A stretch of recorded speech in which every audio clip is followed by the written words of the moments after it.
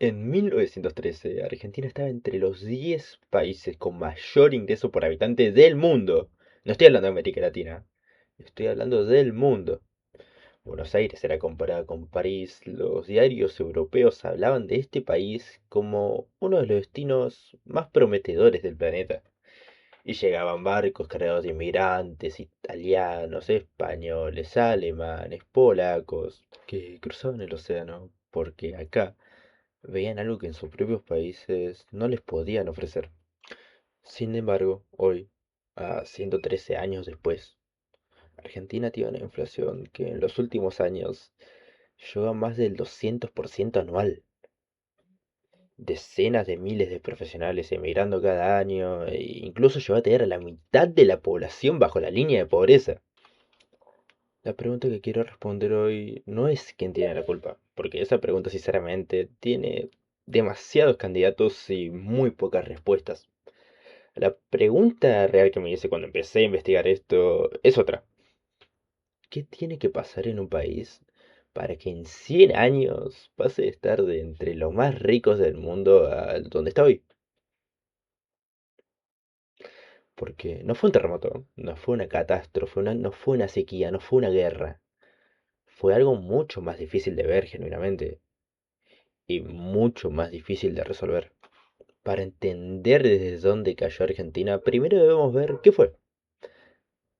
Entre 1880 y 1930, este país creció a una velocidad que muy pocos países en el mundo podrían igualar.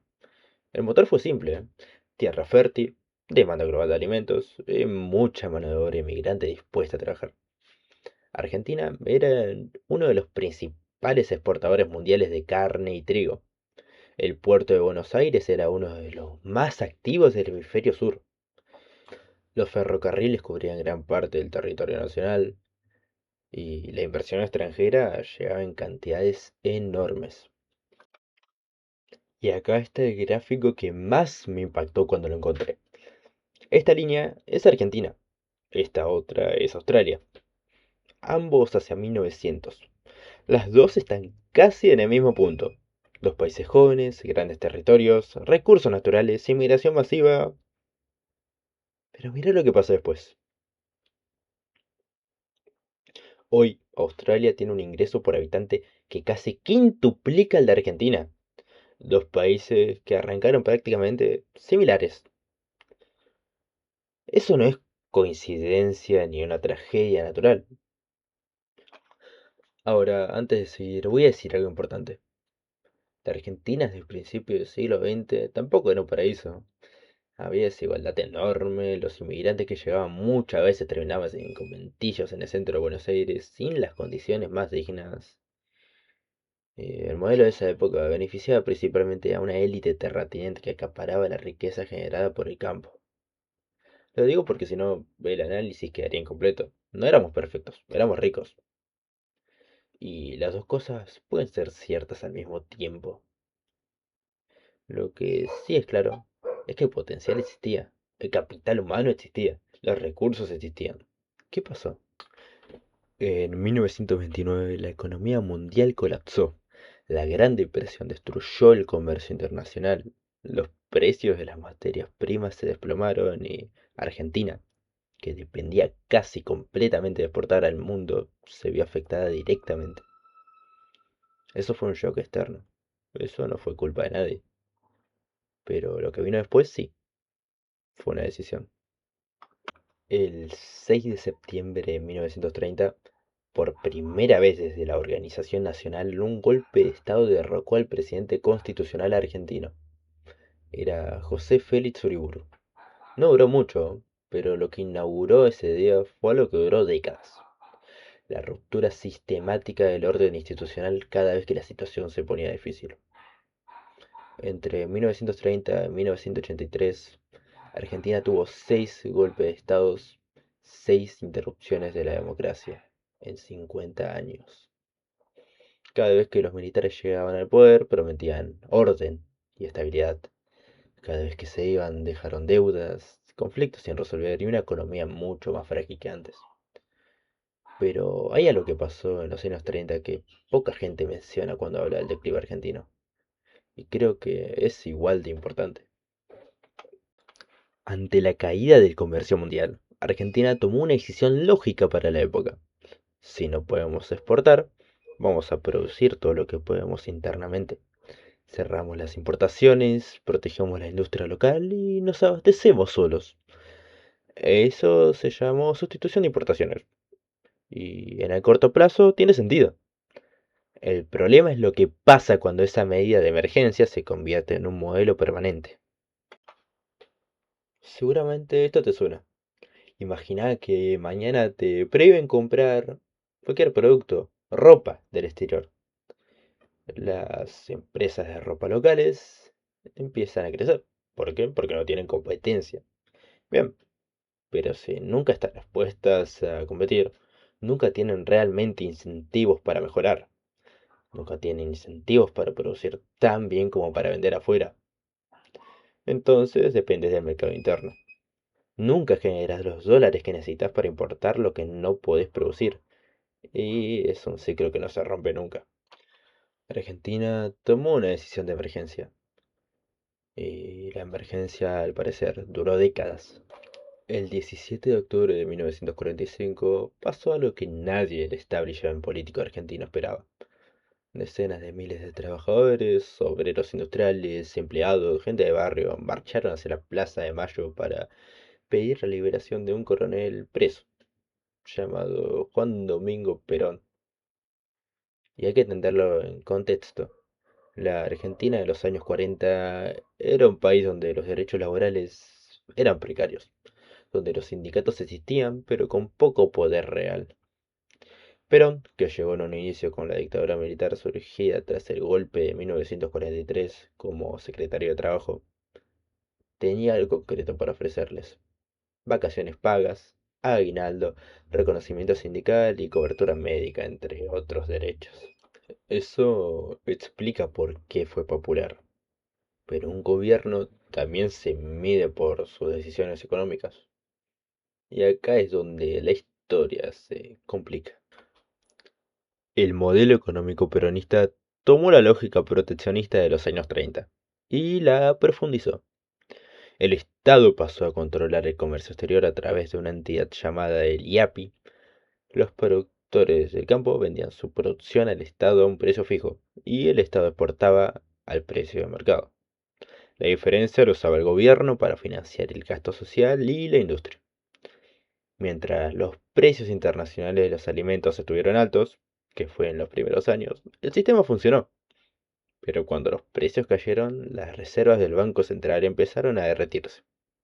Para 1952, el propio Perón tuvo que lanzar un plan de autoridad para frenar la sangría. Acá está el nudo del asunto, y prefiero decirlo directamente porque creo que es la única forma honesta de plantearlo. Pero podemos decir que les dio derechos reales a millones de personas. Es un hecho. Pero al mismo tiempo instaló una lógica económica con una grieta estructural en el centro. Para sostener el modelo necesitas dólares del campo, pero el modelo a su vez penalizaba el campo para financiar la industria urbana. Y los gobiernos que vinieron después, todos, casi sin excepción, la siguieron aplicando. No es que Perón rompió a Argentina solo, es que instaló un conflicto que Argentina todavía no resolvió. Y eso es peor, porque no tiene un culpable claro al que señalar. Tiene una arquitectura, y las arquitecturas son mucho más difíciles de romper. Perón fue derrocado en 1955 de la misma manera que había llegado como secretario de Trabajo, por un golpe militar. Y lo que vino después tampoco resolvió nada. Miren esta línea de tiempo. Entre 1955 y 1983, Argentina tuvo una sucesión de gobiernos militares y civiles que se alternaban sin estabilidad. Golpe, elecciones, golpe, proscripción, golpe, transición. El país no podía acumular tiempo suficiente como para implementar ninguna política de largo plazo, porque el largo plazo siempre era interrumpido. Y mientras tanto, en economía se desarrolló un mecanismo que los economistas llaman stop and go. Funciona así: Argentina necesita dólares para importar los insumos que la industria usa. Los dólares los genera el campo exportando, pero a su vez el modelo castiga al campo con impuestos y regulaciones para financiar la industria urbana. Entonces el campo produce menos, entonces hay menos dólares. Entonces la industria no puede importar lo que necesita. Entonces la economía frena. Cuando el campo vuelve a tener algo de aire, porque los precios internacionales suben o porque se levantaron algunas restricciones, la economía arranca de nuevo. Y entonces el Estado vuelve a grabar el campo para financiar el gasto. Y el ciclo empieza de nuevo. Acelerás, frenas. Décadas así.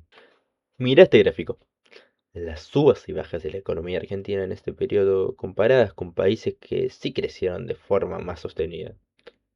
No es que Argentina no creció nada, es que nunca pudo acumular cada vez que empezaba a arrancar.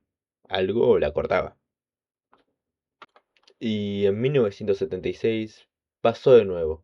Una dictadura militar tomó el poder y durante 7 años cometió crímenes que no tienen justificación posible. Y a su vez, en lo económico, ese periodo dejó algo muy concreto. La deuda externa argentina, que antes del golpe era algo manejable, se multiplicó varias veces. Y esa deuda la tuvimos que pagar durante décadas. Y a la vez aumentaron el gasto público un 364%, multiplicándose por 6. ¿Ven el patrón? No importa quién gobierna, no importa si es civil o militar, peronista o antiperonista. El resultado siempre terminaba siendo casi el mismo. Un periodo de crecimiento o estabilidad, seguido de una crisis, seguido de una nueva promesa de solución. Décadas estuvimos así. ¿Por qué? No lo voy a responder todavía, porque primero necesito que veamos los dos momentos donde más me parecía que finalmente la cosa iba a cambiar. En diciembre de 1983, Argentina recuperó la democracia. Raúl Alfonsín ganó las elecciones presidenciales. Y en los primeros años parecía que algo estaba cambiando. En 1985 lanzó el Plan Austral, cambió la moneda, congeló precios, logró controlar la inflación temporalmente. Hubo cierto alivio real, pero el problema de fondo seguía ahí. El Estado gastaba más de lo que recaudaba, y cuando no puedes financiar ese déficit con deuda, lo financias imprimiendo billetes. Y cuando imprimes billetes, los precios suben. Y cuando los precios suben demasiado rápido, la gente deja de confiar en la moneda. Y cuando la gente deja de confiar en la moneda, los precios suben más todavía. Es una espiral sin fin. En 1989, Argentina entró en hiperinflación. La inflación anual superó el 3000%. 3000%. Para que eso tenga sentido en términos concretos, el precio de los alimentos básicos podía llegar a cambiar varias veces en una semana. Había gente que cobraba el sueldo y salía corriendo a gastarlo antes de que perdiera más valor. El sistema de precios, que es la herramienta más básica que usa la economía para funcionar, dejó de funcionar. Alfonsín entregó el poder antes de terminar su mandato.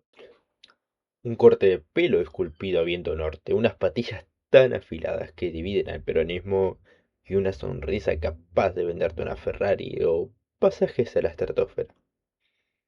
Carlos Menem llegó en 1989 y junto con su ministro Domingo Cavallo hizo lo que pocos creyeron posible. Frenó la inflación. El plan de convertibilidad de 1991 estableció que un peso valía un dólar y lo respaldó con reservas. La inflación cayó de 3000% a menos de 5 en pocos años. La economía creció y llegó inversión extranjera. La gente genuinamente parecía que podía planificar el futuro. Pero había un problema estructural. Con el tipo de cambio fijo, Argentina no podía devaluar su moneda cuando necesitaba ser más competitiva. Los costos en pesos subían, pero el peso seguía valiendo un dólar. Entonces exportar se volvió más caro. Entonces el déficit comercial crecía. Entonces había que financiarlo con deuda. Y la deuda crecía. Y los inversores empezaban a dudar de si Argentina podía pagarla. La trampa era perfecta. Para mantener el tipo de cambio necesitabas reservas. Para tener reservas necesitabas confianza. Para tener confianza necesitabas el tipo de cambio. Cuando se rompió un eslabón, cayó toda la cadena. Diciembre de 2001. El gobierno de la Rúa congeló los depósitos bancarios, lo que se conoció como el corralito, con el objetivo de evitar la corrida. La gente no podía sacar su propio dinero del banco y los cacerolazos empezaron el 19 de diciembre. Al día siguiente, renunció el presidente. En 2 semanas, Argentina tuvo 5 presidentes y declaró el default de su deuda, aproximadamente 100.000 millones de dólares, el mayor default soberano de la historia hasta ese momento. Lo más llamativo de la crisis del 2001 no es la magnitud, es que nadie lo quiso ver venir cuando todavía debía tiempo de evitarlo. 3 meses antes del colapso, el FMI seguía aprobando desembolsos. El sistema colapsó porque nadie tenía incentivos para decir la verdad. Néstor Kirchner llegó al gobierno en 2003 con el país todavía en crisis, y los primeros años fueron genuinamente positivos. Superávit fiscal, crecimiento, reducción de la pobreza, eso es real. Y hay que decirlo, las condiciones externas ayudaron mucho. El precio de la soja estaba a niveles históricos, pero la gestión inicial también fue razonable. El problema fue lo que pasó cuando el viento de cola empezó a bajar. Alrededor del 2008, en lugar de ajustar el gasto, se aceleró la emisión. Se intervino el INDEC para maquillar las estadísticas de inflación, se impusieron restricciones a las importaciones y un cepo cambiario. Se volvió a penalizar al campo con retenciones crecientes. El manual era conocido, el final también. Luego vino su esposa, no muy distinto. Luego Macri llegó en 2015 con una promesa de corrección gradual. El problema, la inflación no bajó lo suficientemente rápido y tampoco ajustó lo necesario. La deuda creció para financiar el gradualismo y el programa no llegó a completarse. Alberto Fernández en 2019 llegó en medio de la crisis. Fue afectado por la pandemia y terminó su mandato con una inflación del 200% anual en 2023 y un gasto por las nubes. Su número de inflación, de hecho, fue el más alto desde la hiperinflación del 89. ¿Ven lo que está pasando? Diferentes gobiernos, diferentes ideologías, diferentes promesas, el mismo resultado. Eso no fue casualidad y es lo que quiero que quede claro en este video. El problema no es que los políticos argentinos sean especialmente malos, que también en parte. El problema es el sistema de incentivos dentro del cual operan. Y un sistema de incentivos no se cambia solo cambiando a quien manda. Se cambia cambiando las reglas del juego. Pero antes de llegar al diagnóstico, tengo que hablar del presente, porque si no, este video me queda incompleto. En diciembre de 2023 asumió Javier Milei. Y lo primero que hizo fue algo que ningún gobierno argentino había hecho en mucho tiempo: alcanzar el equilibrio fiscal. Eso significa que el Estado dejó de gastar más de lo que recauda, sin déficit y sin emisión para financiarlo. No fue gratis, el ajuste fue brusco, doloroso y afectó especialmente a los sectores que dependían más del gasto público. Eso también fue real. Pero los resultados macroeconómicos del primer año y medio son los más sólidos que Argentina ha mostrado en bastante tiempo. La inflación pasó de más del 200% anual en 2023 a 31,5% en 2025, hasta incluso para mayo de 2026 llegar a un 2,1%. No es el objetivo final, pero es la inflación más baja en 8 años. Y la trayectoria es clara. La economía creció 4,4% en 2025 según el INDEC. El consumo privado subió casi 8%. Las exportaciones crecieron, el FMI proyecta a Argentina entre las economías de mayor crecimiento del G20 para 2026. Ahora, ¿alcanza con eso? Esa es la pregunta que ni yo ni nadie puede responder. Crecer en un año no es lo mismo que crecer durante 20 años. Australia creció durante décadas. Corea del Sur creció durante décadas. Irlanda creció durante décadas. Argentina, por otro lado, tuvo rebotes. Varios. Y después de cada uno volvimos a caer. El desafío no es salir de la crisis. Eso ya lo hemos hecho. El desafío es no volver a caer en ella. Y para entender por qué eso es tan difícil, hay que ir al fondo, hay que hablar de las causas reales. A lo largo de 100 años de historia, lo que yo veo son tres causas que se repiten. No son económicas, en el sentido técnico, son institucionales. Para que alguien invierta en un país, necesita saber que las reglas van a seguir siendo las mismas hoy, en 5, en 10 y en 20 años.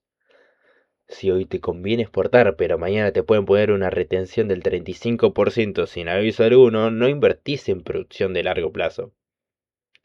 Si hoy puedes sacar tus dólares del banco, pero al mes que viene te los pueden congelar, no ahorrás en el sistema financiero local. Argentina cambió su régimen cambiario, sus impuestos a las exportaciones, su política monetaria y sus contratos con inversores decenas de veces en pocas décadas. Cada vez que llegaba un nuevo gobierno, el primer reflejo era cambiar las reglas que dejó el anterior. Y eso tuvo una consecuencia directa. Sin planificación de largo plazo, no hay inversión de largo plazo. Sin inversión, no hay crecimiento sostenido. Es así de simple. Argentina tuvo déficit fiscal, es decir, gastó más de lo que recaudó en la enorme mayoría de los años de las últimas 6 décadas. Cuando no puedes financiar ese déficit con deuda, lo financias emitiendo dinero. Cuando emitís dinero, los precios suben. Cuando los precios suben de forma persistente, la gente deja de planificar a largo plazo, porque no sabe lo que va a valer su dinero mañana. Y cuando nadie planifica a largo plazo, nadie invierte en serio. Y si nadie invierte en serio, no hay crecimiento sostenido alguno. Pensalo así. Imagínate que vivís en una casa donde la temperatura cambia de forma impredecible. A veces hace calor y a veces hace frío, pero nunca sabes cuánto va a durar. En esas condiciones no invertís en ropa cara de abrigo ni en ropa cara de verano. Compras lo mínimo porque no sabes lo que viene. La inflación alta hace exactamente eso con la economía. Le saca el horizonte a largo plazo a cada decisión de inversión. Desde la segunda mitad del siglo XX, Argentina tiene un conflicto estructural sin resolver. El campo genera los dólares que el país necesita para funcionar, pero el modelo económico que se instaló después de los años 40 penaliza el campo para redistribuir hacia la industria urbana y el gasto social. El problema es que en Argentina esa redistribución se hizo de una manera que mató los incentivos de producción. Retenciones, tipo de cambio administrado, controles de exportación. Cada medida tenía su lógica de corto plazo. El problema acumulado de todas juntas es un sistema de precios tan distorsionado que produce todo lo contrario de lo que buscaba. Y acá está la clave que une las tres causas. Todas penalizan el largo plazo, todas recompensan el corto plazo. Los políticos que ajustan pierden elecciones. Los políticos que gastan las ganan. Entonces, ¿qué hacen? Gastan. Los inversores que apuestan a largo plazo en Argentina son quemados una y otra vez por cambios de reglas. Entonces apuestan al corto plazo. Los ahorristas que guardan en pesos ven cómo se destruye su valor. Entonces huyen al dólar. No es que los argentinos somos especiales, ni que tenemos alguna falla cultural. Es que las reglas del juego generaron exactamente esos incentivos. Y los incentivos importan más que las intenciones. Los países que crecieron de forma sostenida no lo hicieron porque tuvieron líderes especialmente virtuosos. Lo hicieron porque en algún momento establecieron reglas que hacían que las decisiones de largo plazo fueran también las más convenientes al corto plazo. Y eso es lo que Argentina nunca hizo ni logró. Entonces, volvamos al principio. En 1913, Argentina estaba entre los 10 países con mayor ingreso por habitante del mundo. No por magia, por recursos, por trabajo inmigrante, por integración al comercio global. Lo que pasó después no fue una tragedia inevitable. Fue el resultado acumulado de reglas que sistemáticamente premiaban el corto plazo y castigaban el largo. Reglas que hicieron que gastar ahora fuera siempre más conveniente que invertir después, que proteger lo propio fuera más rentable que competir, que cambiar el contrato cada 4 años fuera más fácil que respetarlo. Y eso no es un juicio moral sobre ningún argentino en particular. Es un diagnóstico de un sistema. Y los diagnósticos, a diferencia de los destinos, admiten tratamiento. Argentina está creciendo hoy. La inflación está bajando. Hay sectores que están invirtiendo de verdad por primera vez en años. Y eso no es menor. Pero la pregunta que define si esto es diferente a todos los rebotes anteriores de nuestra economía no se responde en un año. Se responde en una década. Se responde cuando las reglas del juego cambien lo suficiente como para que el largo plazo empiece a convenir más que el corto. Para los políticos, para los inversores, para el argentino que decide si ahorran pesos en dólares. Este cambio todavía no está terminado. Puede que esté empezando, o puede que se interrumpa como pasó antes. Lo que sí sé es que entender por qué pasó todo esto es el primer paso para que no vuelva a pasar. Si llegaste hasta acá, ya tenés más claro el tema que la mayoría de personas con las que vas a hablar mañana. Suscríbete si querés que sigamos con el análisis y déjame en los comentarios cuál crees que es la causa de este estancamiento. Porque sinceramente esa discusión me parece más interesante que cualquier otra.